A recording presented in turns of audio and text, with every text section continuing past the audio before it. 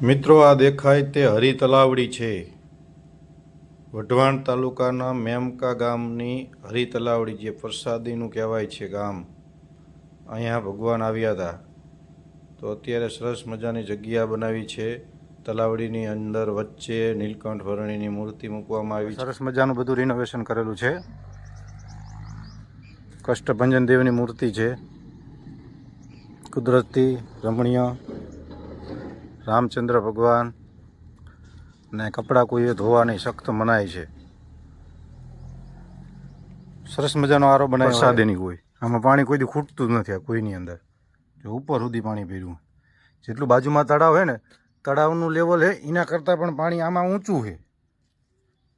જો આ લેવલ પાણીનું, અને આ બાજુમાં તળાવ છે, તો તળાવનું પાણી ઘણું નીચું છે. એના કરતાં પાણી આમાં ઊંચું છે. એટલે પ્રસાદીનો કૂવો કહેવામાં આવે છે. અને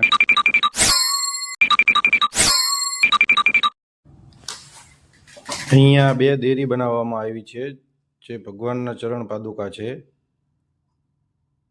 શ્રી અક્ષર દેરી,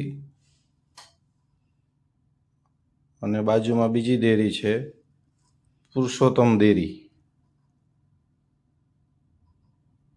બંને દેરીમાં ચરણ પાદુકા મૂકેલા છે.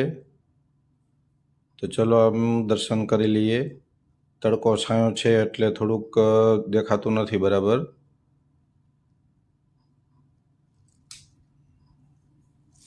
બંનેના દર્શન કર્યા. આગળની સાઈડ બાકડા મૂકવામાં આવ્યા છે બેસવા માટે. તો મિત્રો, તમે અચૂકથી અહીંયા જ આવો તો ચોક્કસ આવજો. જગ્યા બહુ સારી છે. ચલો આગળ તમને બતાવી દઉં. બાકડા ને એ બધું મૂક્યું છે. જો આ પાછળ દેખાય એ બાકડા છે. બેસવા માટે જગ્યા સારી છે. આ બાજુ ગણેશજીનું મંદિર છે. વચ્ચે સામે દેખાય બે દેરી છે, અને આ બાજુ સાઈડમાં હનુમાનજીનું મંદિર છે.